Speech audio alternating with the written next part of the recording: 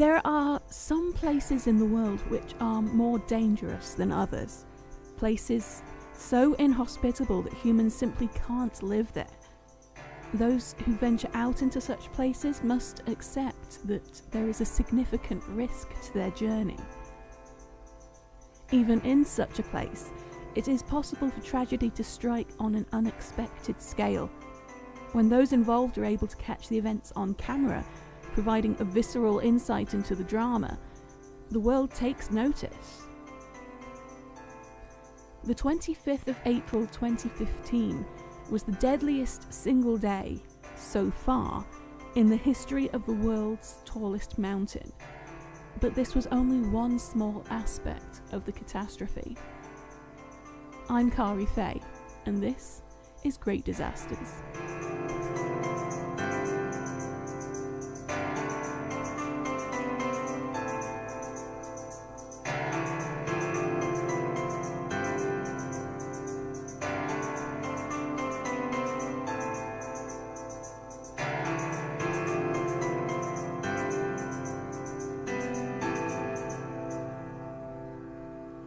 Standing 8,848 metres, or 29,029 feet, above sea level, Mount Everest is the tallest peak in the world. It was not until 1953 that it was first officially conquered, and although today there are many organised expeditions to the summit, it remains one of the most challenging ascents you can make. Nobody challenges Everest lightly. Above 8,000 metres, or 26,000 feet, you enter an area known as the death zone. There is simply not enough oxygen at this height to sustain human life. And the idea that the mountain is lethal is far from academic. The mountain claims lives, and many of them still remain there. Their bodies lie, frozen, sometimes right beside the climbing route for years, because it's just too dangerous to bring them down. At least 290 people have died on the slopes of the mountain since 1920. The last year without a fatality was 1977, and yet the number of people who want to make the attempt keeps rising. So, twice each year, as the climbing season approaches, the Sherpas of Nepal clear out rocks and snow and transport tents and vital supplies by yak up to a point 5,364 metres, 17,598 feet, above sea level. Here they set up the South Everest base camp to cater for all the expeditions going up, and for thousands of tourists who trek to this point without planning to go any further. This city of tents becomes one of the biggest tourist attractions in a country whose economy relies significantly on tourism. Whilst it's hardly luxurious, a range of vital amenities can be found there, including showers and doctors who are specialised in mountain medicine. There's even mobile phone reception and Wi-Fi access there these days.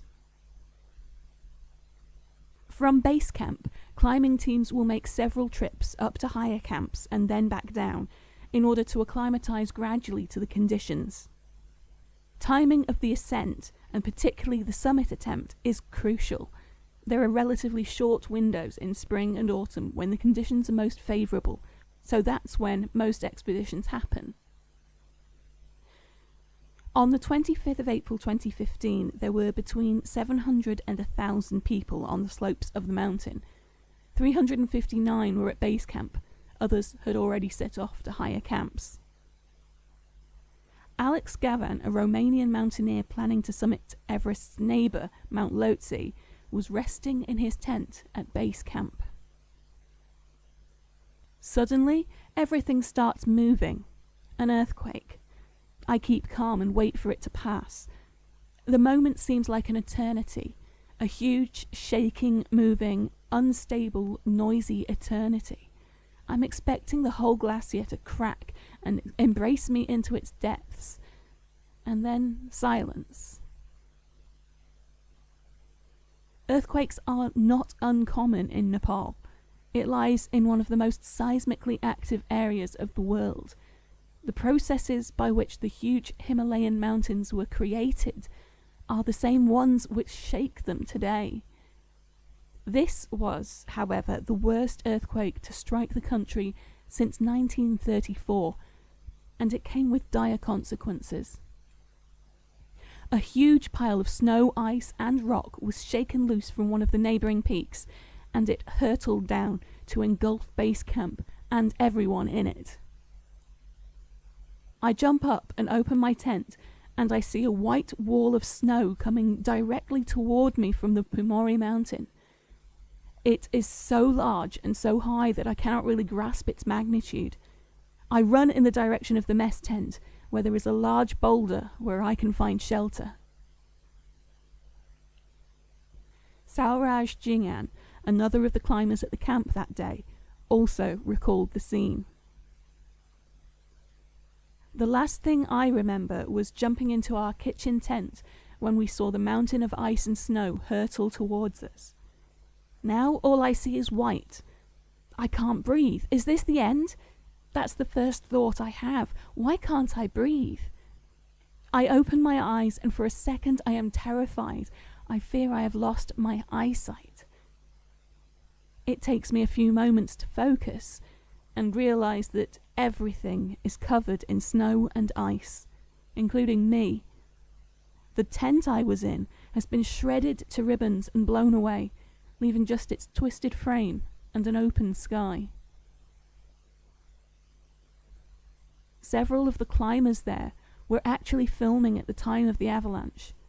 Their footage was widely distributed in the news afterwards, and you can find many on YouTube now.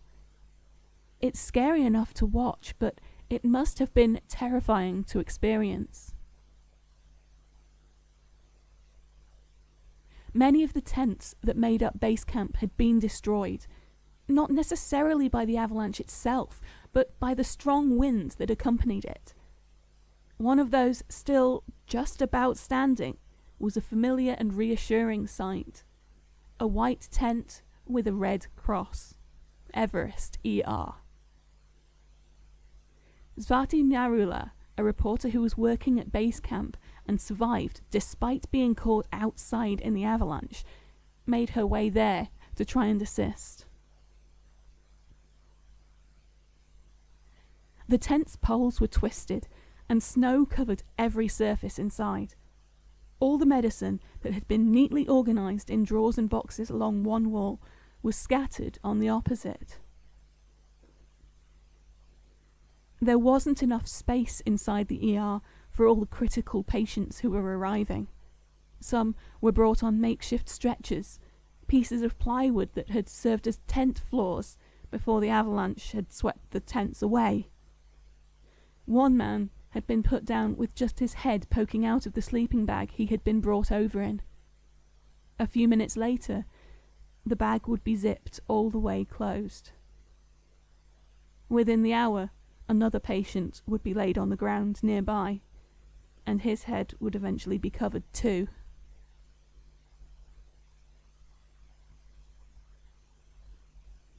Early reports from the mountain said that at least 17 climbers had been killed. Many more were injured and needed urgent medical help. At least one died even after being evacuated to hospital.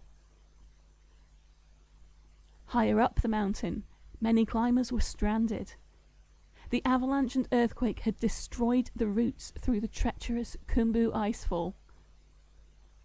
They were forced to wait until helicopters were able to make a dangerous flight up to Camp 1 to evacuate them. This is far beyond the heights that most helicopters fly, and the thin atmosphere meant that they had to travel light. This led to excruciating waits, while hundreds of climbers were evacuated, just 2 at a time. This was criticised by some at the time. David Roberts, a mountaineer and author, said, "As a traditional mountaineer, my first reaction was, why can't they find a new way down the icefall by themselves? There's a very traditional climbing ethic. You get into a predicament, you get yourself out. It sounds like these guys thought they were hiring a taxi." In fact, a team of experienced climbers did actually descend from Camp 1 to try and rebuild the route through the Khumbu icefall, whilst another team attempted to ascend from base camp. Aftershocks took out the ladders that they were using, and 3 Sherpas were killed in the attempt. It was too dangerous to continue. The helicopters were the only way down. But the climbers were not the only ones affected by the earthquake. Devastation had swept across Nepal. Nearly 9,000 people had been killed and almost 22,000 injured. Another avalanche in the Langtang Valley had completely wiped out Langtang village and killed around 300 people. Many of those who were in desperate need of help were trapped in remote areas where roads had been destroyed in the quake and where the only access was now by helicopter. And locals felt that their needs were being ignored in favour of the Western tourists. Lakpa Jangba saw this in his village.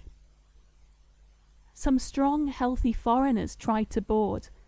I was angry, so I talked to the pilot and said, "Our people are dying. They need help. You need to send helicopters for us." But he said, "No, we came for the NGO workers and the foreigners." We lost hope. Kat Heldman, an American climber, watched as one helicopter arrived at Kyanjin Gompa in the Langtang Valley. It would only be able to take about 6 people to safety. When 3 able-bodied foreign nationals got on board, the villagers grabbed hold of the helicopter so it couldn't leave. A local baby had broken both legs in the tragedy and would likely lose them if he didn't get to hospital. She said later, "It's quite possible that they thought, once the foreigners are gone, we're screwed. Once they're gone, there's not going to be any more helicopters to come and get us." The 3 foreigners did agree to leave the helicopter and wait for evacuations, so it was able to take the injured child and his mother to hospital for treatment. Dave Hahn, a guide who was stranded on Everest with his group, defended their use of the helicopters. "There is no question that our buying power is why the choppers were there in the first place. They are a private enterprise, not owned by the government. They are very expensive machines to operate and are doing a lot of good work, subsidized by being able to charge us full price." Once evacuated from the slopes of the mountain, the climbers could clearly see the devastation around them. The earthquake, which registered a moment magnitude of 7.8, had been centred near Gorkha, northwest of the capital Kathmandu, and at a depth of just 11 kilometres or 6.8 miles. Because it was so shallow, the tremors reaching the surface were stronger, and the damage accordingly much worse. Many of the buildings in the affected areas around Kathmandu and the district of Sindupalchok were old. Many were poorly built. They were simply not able to withstand the force of the quake. They collapsed like houses of cards. In addition, in the following days and weeks, there were hundreds of aftershocks, including a second strong quake on the 12th of May. In the centre of Kathmandu, Nepal's capital, the historic Dharahara Tower had collapsed. Built in 1832, the 9-storey tower had been open to the public for 10 years, and around 200 people had been trapped in its rubble. Durbar Square, a UNESCO World Heritage Site, was severely damaged. Several of the ancient temples collapsed. In the Kathmandu Valley, several churches had also been toppled. Because the earthquake had happened on Saturday, the main day of worship in Nepal, many would have been full of people at the time. Tribhuvan International Airport was forced to close sporadically in the aftermath of the earthquake, as aftershocks made it too dangerous to operate, which further complicated the issues of evacuating foreign visitors and bringing in aid from elsewhere. But the greatest devastation was in the rural areas of the country. Schools, houses, farms, roads, in some places everything was gone. It was reported that in some villages there was literally not a single building left standing. Many of those who survived had lost their entire livelihood or their entire family. The United Nations Office for the Coordination of Humanitarian Affairs estimated that 255,954 houses were destroyed in the earthquake, and another 234,102 damaged. One survivor, a 65-year-old woman named Hari, described how the earthquake had affected her family of 15, leaving them all homeless. The earthquake happened right after lunch. We were in our fields. The young children were playing outside the house. We couldn't grab anything from our houses because we were already outside. We were shaken and couldn't stand up. Everything around us was shaking, and there was dust everywhere. Although their home was still standing, it was so badly damaged that they didn't dare re-enter for fear that it would collapse around them in one of the continuing aftershocks. They sheltered in tents and under tarps provided by humanitarian organizations. 26-year-old Ram and her mother were buried in the rubble of their home. Her father tried to dig them out but couldn't. Eventually her brother managed to free them. The top 2 stories of our house collapsed after the very first tremor. My mother and I were instantly trapped. It was so fast I can't even describe it. I don't have many scratches on my body, but it hurts. I have a lot of back pain. Throughout the country, survivors were left desperately seeking shelter. Tent cities popped up in open spaces, from fields to the grounds of Narayanhiti Palace. But these flimsy shelters were a very temporary solution. The monsoon season was a little over a month away, and it would bring with it heavy rains. The need for a well-organised humanitarian relief effort was obvious, and many nations leaped into action. Teams of rescuers and medical experts from around the world converged on the country to find and care for survivors. They brought with them a range of modern technology, including video cameras on flexible poles and thermal imaging equipment, which helped them to identify collapsed buildings where survivors were trapped within voids. These cameras could be threaded through small spaces in the rubble so that rescuers can quickly see what, or who, lies beneath, rather than trying to move it all just in case there's somebody there. Similarly, the thermal imaging equipment could be used to spot survivors' body heat. In the village of Chautara, north of Kathmandu, rescue workers used advanced heartbeat detection to find 4 men who were trapped underneath 10 feet of rubble and successfully rescue them. Technology also allowed volunteers at home to help with the rescue effort by helping to create maps for the responders. By using existing digital mapping technology and adding in data from satellite imagery taken in the aftermath, information from social media, and pictures taken by drones, they were able to provide information on which roads were passable, where buildings had collapsed, where there was a suitable space for a helicopter to land, and where people in need were gathering. Dale Kuntz, who leads the International Data and Maps team at the American Red Cross, said, crisis mapping saves us a lot of time. We have a telecommunications group on the ground.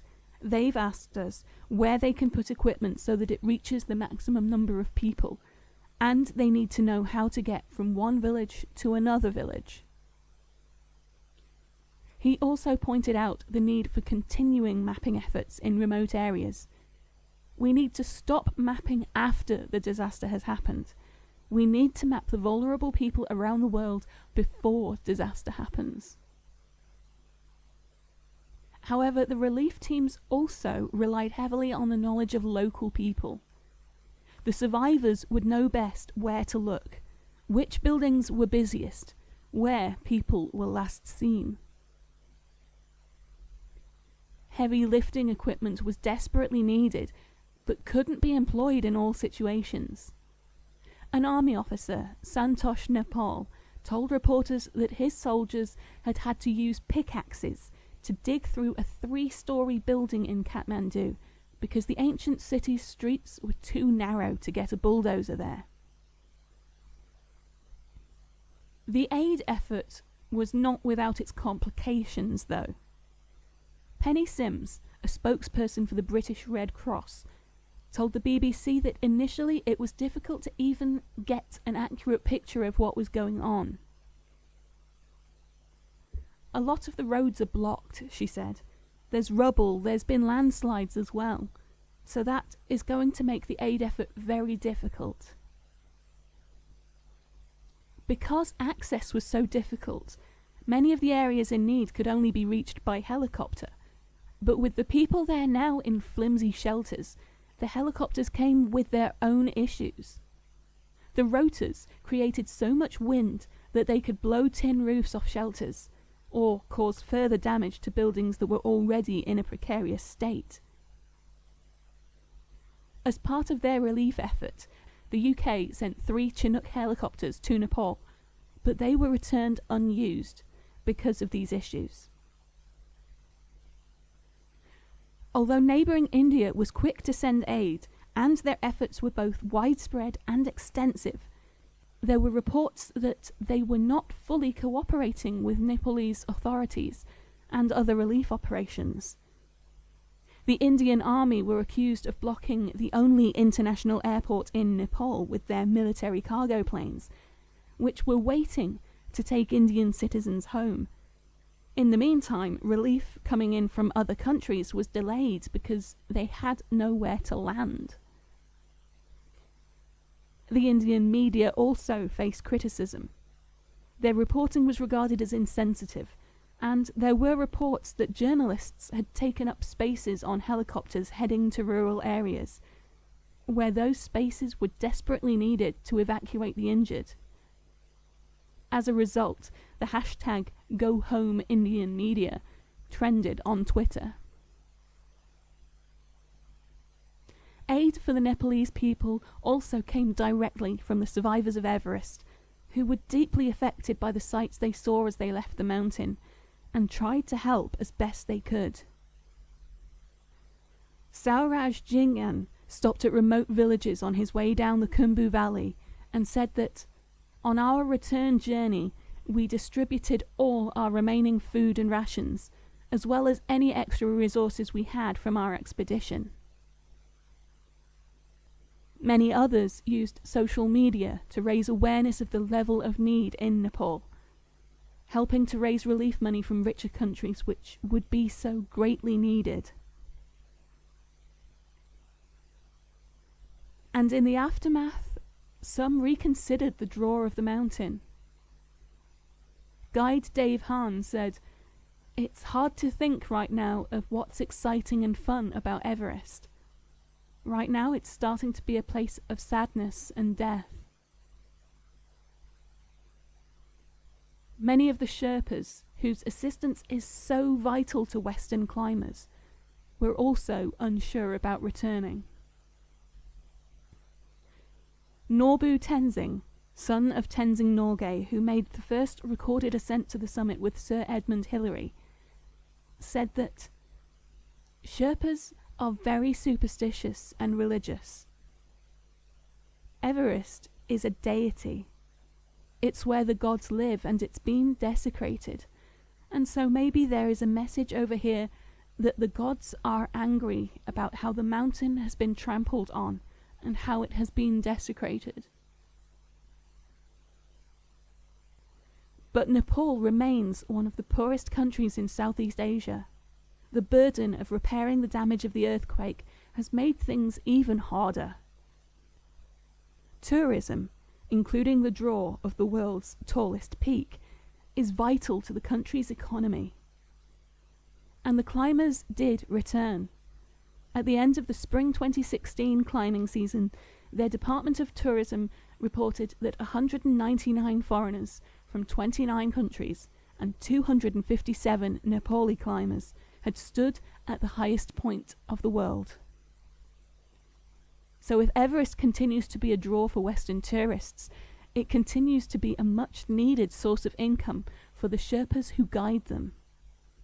While the average salary in Nepal is only around $700, Sherpas climbing Everest can make between $3,000 and $5,000 in a single season.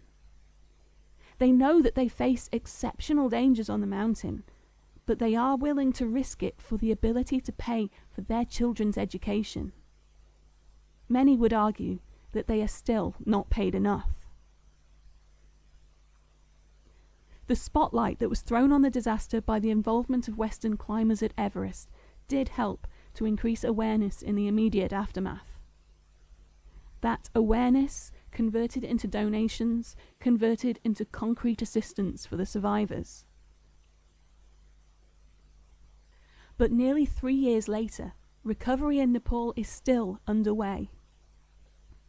The government's National Reconstruction Authority reported in February 2018 that 1,458 educational institutions, 111 cultural heritage projects, 119 health centres, 140 security buildings, and 965 drinking water infrastructure projects were still under construction. When natural disasters hit rich countries, recovery can be startlingly quick because the infrastructure to support a relief effort is already in place. When it hits a poor country like Nepal, where many settlements can only be reached on foot, recovery is a slow process. If the rest of the world forgets about them, it could be even slower. So remember, if you've got a little extra cash in your pocket, there are plenty of humanitarian organisations that could put it to good use. Great Disasters is written, researched and produced by me, Kari Fay. For more information, sources and further reading, check out the website at greatdisasters.co.uk. I'm on Facebook at Great Disasters Podcast and on Twitter at Great_Disasters.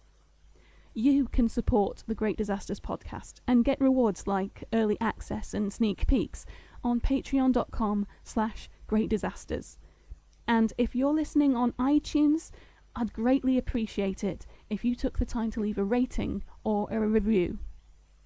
Thanks for listening, and please do stay safe.